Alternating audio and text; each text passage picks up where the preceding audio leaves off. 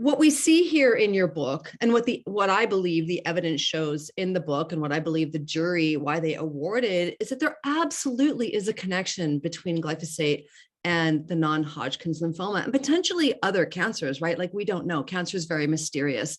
Will you share a little bit about your thoughts currently about glyphosate and non-Hodgkin's lymphoma and what's going on in the world today with that cancer and with this herbicide? Sure. And at first, I'd like to say I'm not a scientist, right? I don't feel that I'm a person who is an expert who can say this causes this, right? This. I mean, and that's the role of a scientist and a professional I'm a journalist. I can say, what happened here and this sort of thing. But it is very true to say that there are a number of studies, epidemiology, toxicology, mechanistic studies that show a distinct connection between cancer, the mechanisms that cause cancer, and evidence that it causes cancer and other health problems in animals and in people.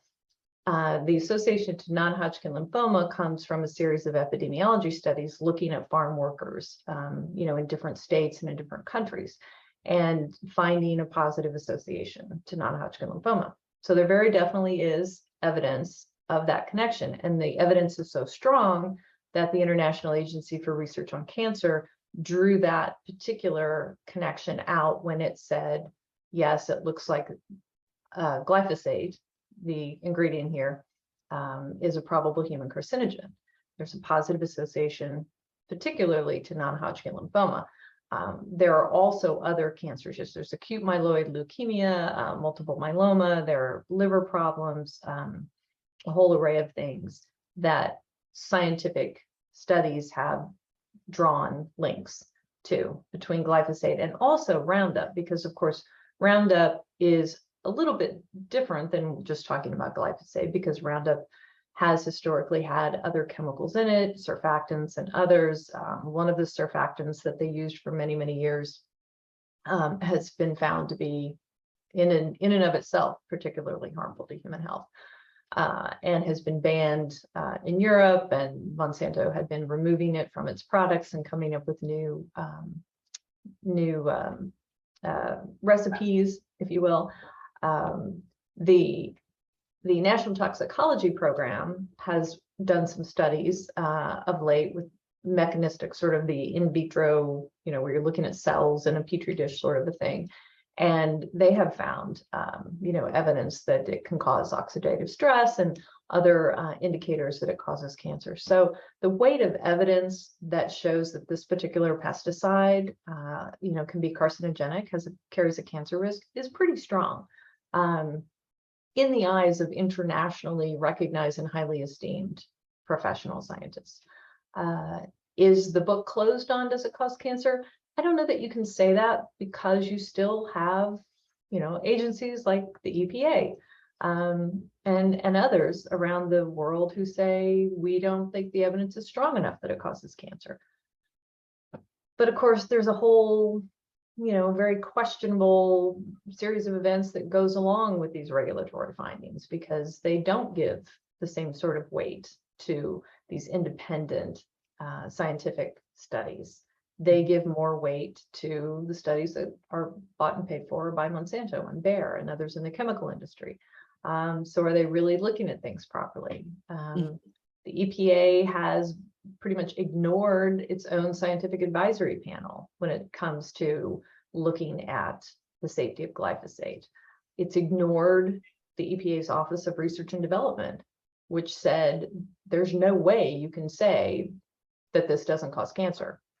There's so much evidence, you can't say that, and yet the EPA's official position is exactly that. So, as a journalist, I would say maybe the jury is still out, sort of, but the weight of evidence is certainly favors that there's a pretty strong connection between cancer. And what does that mean? Well, at the very least, it should probably carry a warning label, right? Warning people of this. Monsanto knows that the science shows that there is a cancer risk. They know that. And instead of warning people about that, they have denied that that risk is true. They've denied that the science is true. They've sought to manipulate and undermine the science. They've sought to harass and invalidate the scientists. They've sought to get US Congress to stop funding the International Agency for Research on Cancer, which, is that a good idea when 40% of us are expected to get cancer in our lifetimes, but yet that's what the chemical industry wants us to do, is stop funding this research group. So I don't know, that's a very long answer to your question. Thank you. Yeah. I mean, as someone who received a cancer diagnosis myself 3 years ago, if there's a possibility that it causes cancer, then shouldn't we be erring on the side of, yes, a warning? Absolutely. And shouldn't we be erring on the side of the public versus those who are profiting from the sale of this product? Like I was astounded at the egregious nature of corruption going on in Monsanto, that these scientists for hire, basically, that were on the staff of Monsanto that you share about in your book, are just going along with the corporate narrative. And it was just, it's all there in plain sight, you guys. Like, you've just got to read the book.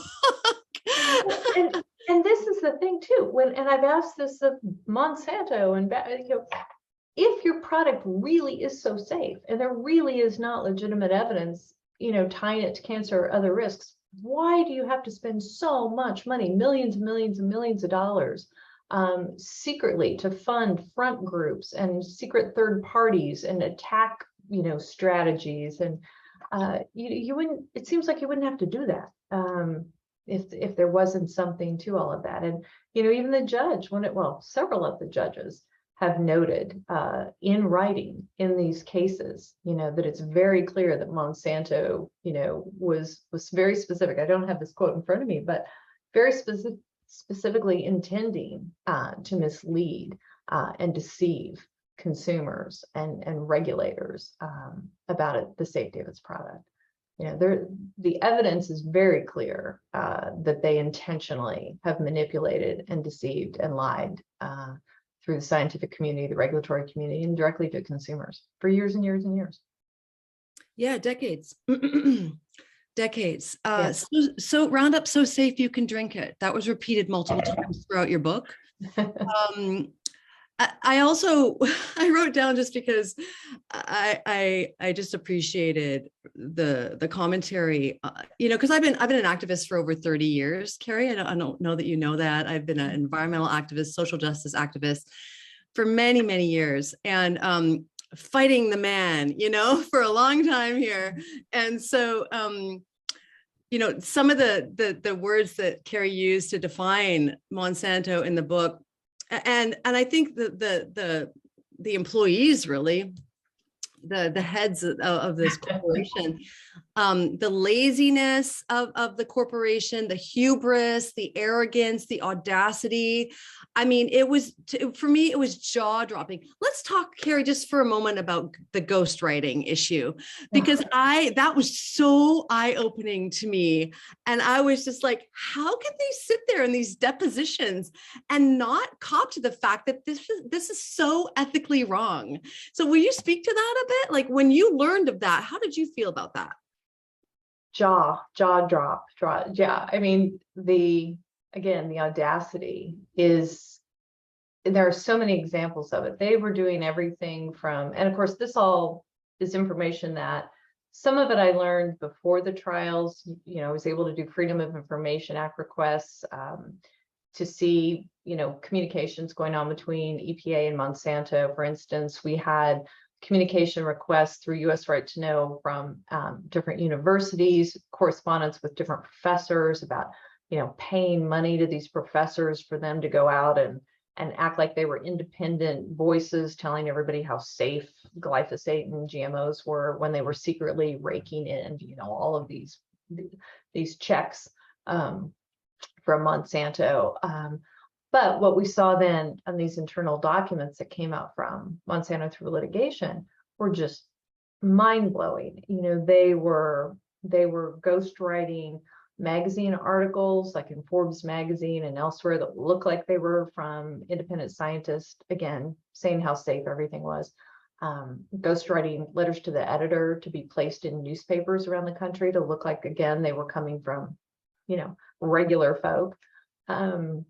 They were ghostwriting scientific papers, certainly very important, to portray this chemical as having no cancer risk, no reproductive risk, nothing whatsoever, safest thing out there. But the scientists whose names were on the papers looked like they didn't work for Monsanto. But we could see that Monsanto had basically hired them, was paying them, was telling them what to write, was editing the manuscripts. And the thing that I think just capsulizes the arrogance for me is this event that I wrote about in the book and also did some articles about in the late 1990s into the 2000s. There were a lot of scientific studies coming out independently, showing the genotoxicity of Roundup. And Monsanto was very determined to, counter that. So they wanted a very robust scientific just shoot down of this genotoxicity issue. And there's a lot that goes into that, and it's in the book, but the short version of this is, so they assigned a team of Monsanto, I think it was 7 scientists, who spent 3 years ghostwriting this paper that they wanted to give to regulators around the world to defend the safety of glyphosate. And it was ghostwritten, and they talk about it being ghostwritten, so it didn't have their names on it. And they finally get it done, and they have a celebration because this ghostwritten paper is going to go out in the world and help them defend the safety of glyphosate. And they're so proud of themselves that they are printing up special shirts, like commemorative shirts, to give to their scientists to celebrate this great paper that they have fraudulently put out into the world. I mean, to me, that's just, that is jaw-dropping in and of itself. And then for them to say in these court hearings, we didn't ghostwrite. No, there was no ghostwriting. It's just crazy. It's grotesque. I'll just say it. I mean, it's so horrendous to me that not only are, because we know that corporations are treated like people, like you even said it in the in the court case with Lee Johnson. The judge said, treat the corporation like they are a person. And that's so problematic for me, but that's a whole nother Zoom that we could do. Yeah, but it's just, I mean, I think that what comes through loud and clear in this book is the corporate greed is just really egregious. It's outrageous. And I think that's why the jury and all these juries since 2018 are favoring, the plaintiffs. So have you covered any of the other more recent large awards that have happened since 2018?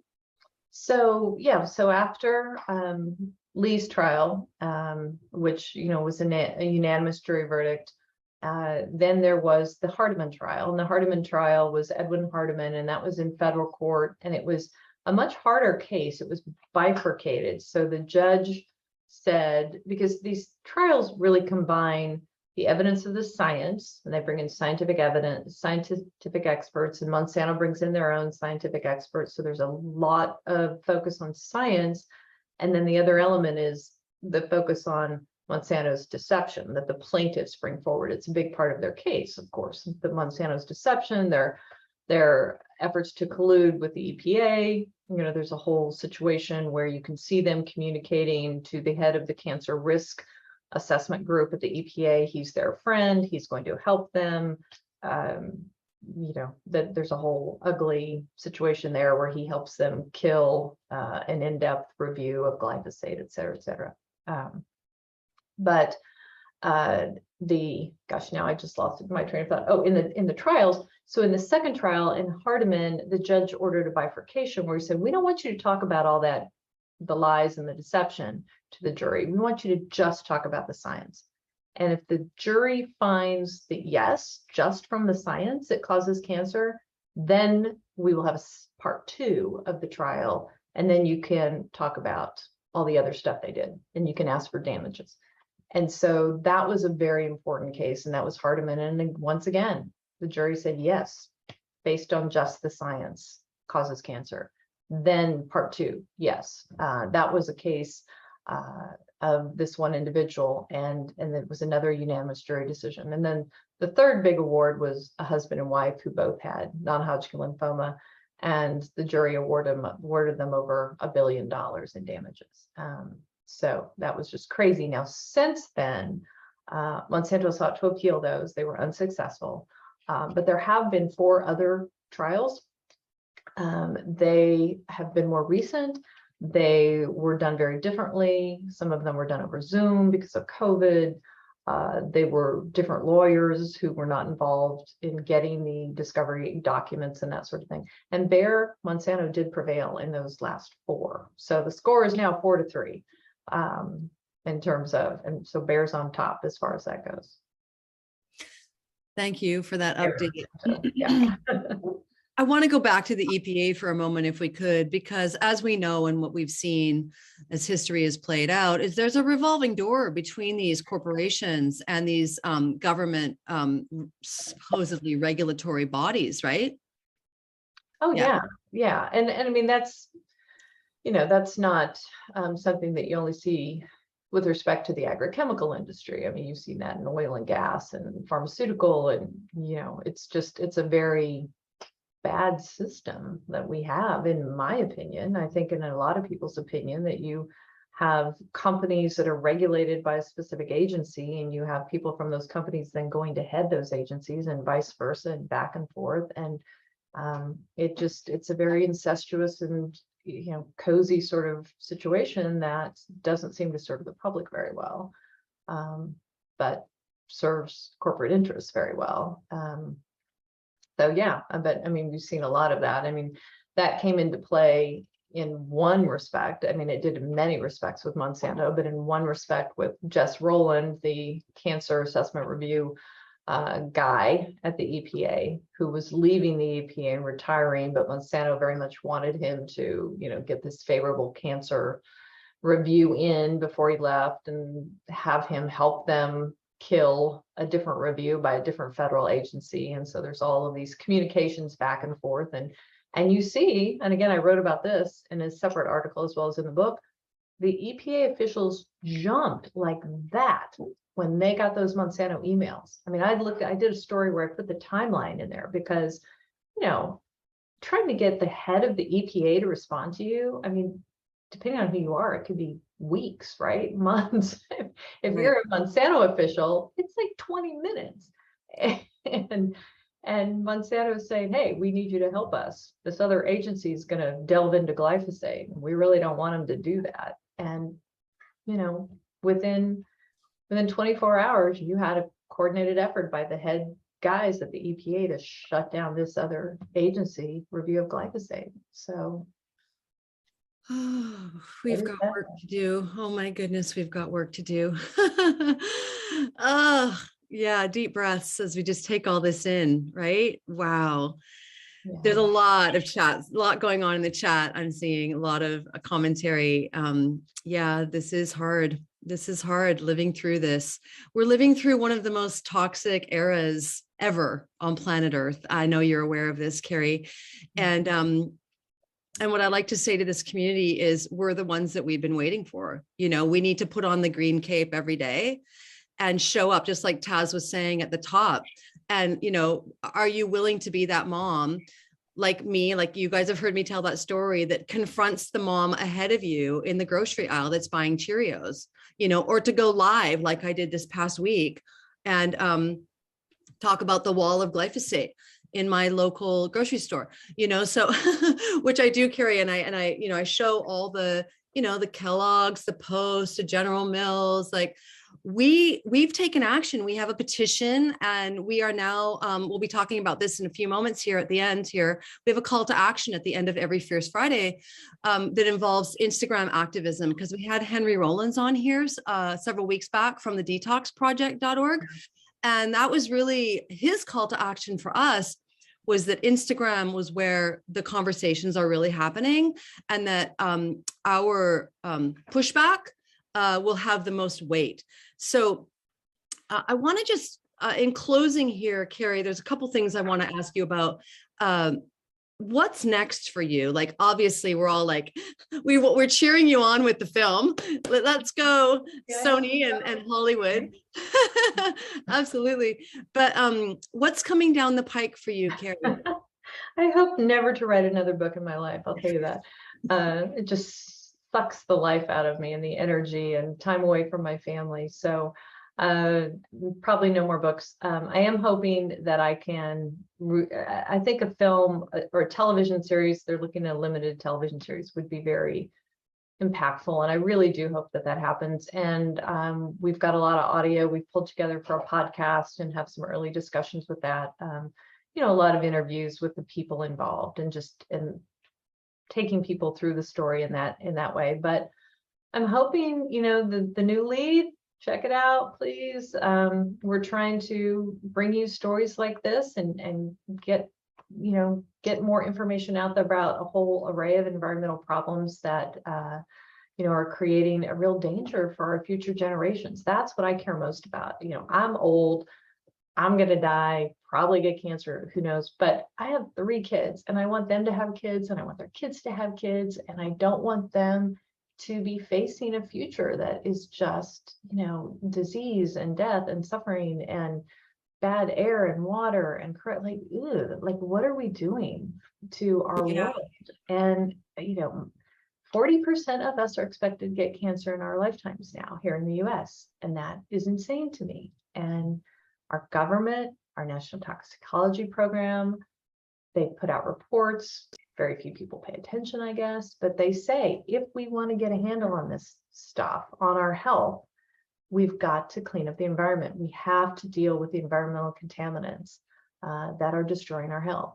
And they are, I mean, they are, you know, reproductive health, fertility, everything, cognitive ability, neurodevelopmental issues.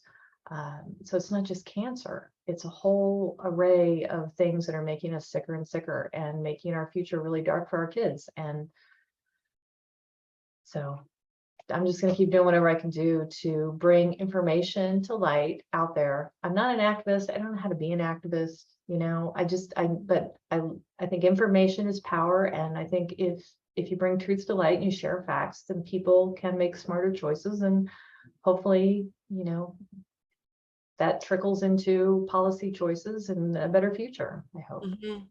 So. Yeah, thank you. Thank you so much. And I have to say that in my opinion, you are an activist. You might not see yourself as one, but I see you as one. And I thank God for you, truly. Your activism, you know, my work here with the Million Mom Movement is helping every single one of us to become activists in our own way. And it's not going to look like what my activism looks like, right? So for really what it's about is doing what's right and taking your, you know, your heartfelt emotions and putting those into actions that really are indicative of your values and just like you said, like the world that we are creating. Yeah. Right. So, and then the last thing I want to read, because I read right all the way to the acknowledgements, Carey. I read in the very last paragraph. I wanted to read to you all because she's talking about you. Oh. And finally, I say thank you to the growing number of enlightened individuals who understand the dangers chemicals such as glyphosate pose to our health and who are toiling away in their communities to create a healthier world for us all. There is no more time to waste. Yes. Yes. That's so much more eloquently than the rant I just went on. So yes, thank you for sharing that. Well, so that is who we are at the Million Mom Movement, because every day we are educating about glyphosate and the solution to get it out of your body. And one of the things that I wanted you to know, Carey, because I just learned this from Henry Rollins, like I said, a few weeks back, we still have the only product that has been certified to remove glyphosate from the body, Biomedic. Of the entire world, Henry let us know that. And so we're really proud of that fact, and we share about it often. So thank you so much for being here with us today, Carey. We are so grateful for your activism, your brand of activism, woman. Thank you for having me. I'm loving the chats. Thank you guys. That's Yeah, yeah. really Lots of love for Carey. thank you. All right. So we're not done yet. Because we want to talk about our call to action, and because at the end of every Fierce Friday, we have a call to action. And so I'd like to invite Naiva Flory on to share about that call to action. Welcome, Naiva. Hey, Stephanie. Hey, everyone. Thank you so much, Carey, for being here with us today.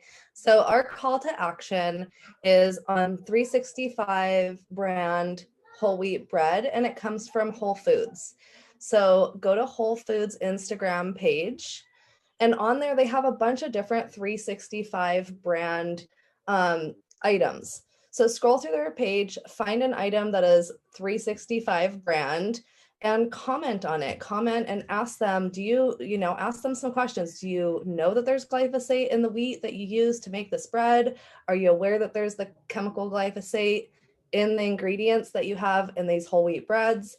And so you do have to go to Whole Foods Instagram page, scroll down the page, find a product that is a 365 brand, and we want you to ask them if they are aware that there's glyphosate in that brand. So this week, our call to action is on the 365 brand that is sold at Whole Foods, and they have a bunch of different items besides whole wheat bread, but really we want to ask about items that contain whole wheat in it, because that is the issue right now, is the glyphosate being in that wheat that is in that bread. So thank you so much. Back to you, Stephanie. Thank you. And here's what I want to just add to that, Naiva. What my team is doing is they're screenshotting the communication that's happening on Instagram, and they're uploading it to their stories. So I want you to not only have these communications, but screenshot them, underline, circle, do all the things that we like to do with all those cute little GIFs, and upload it to your stories to really, this is how we sound the alarm to the greater community at large, right? That's following you. Know that people are following you. Many, many people are following you, and you might not hear from them immediately, but eventually everyone's going to be talking. If Joe Rogan is talking about glyphosate, you guys, we've almost reached the 100th monkey, right? We're almost there. So keep at it. I believe in you. We've got Carey, like, what an amazing, just side by on this journey for us all, right? So I just, if you feel inspired by what you've heard today, go and shout it from the rooftops. Buy her book, or both books, Whitewash and the Monsanto Papers. Next week, we are going to be talking about greenwashing. All right. We are on a roll here at the Million Mom Movement. So invite your friends, invite your family, invite your colleagues, check us out, because we mean business, don't we, Council? Yeah. So thank you so much for being with us. We're so grateful that you are a part of this movement. We couldn't do it without you. We're not going to get to 1 million without you. So thank you for your time. Have a beautiful weekend. Happy Fierce Friday. Goodbye, everyone.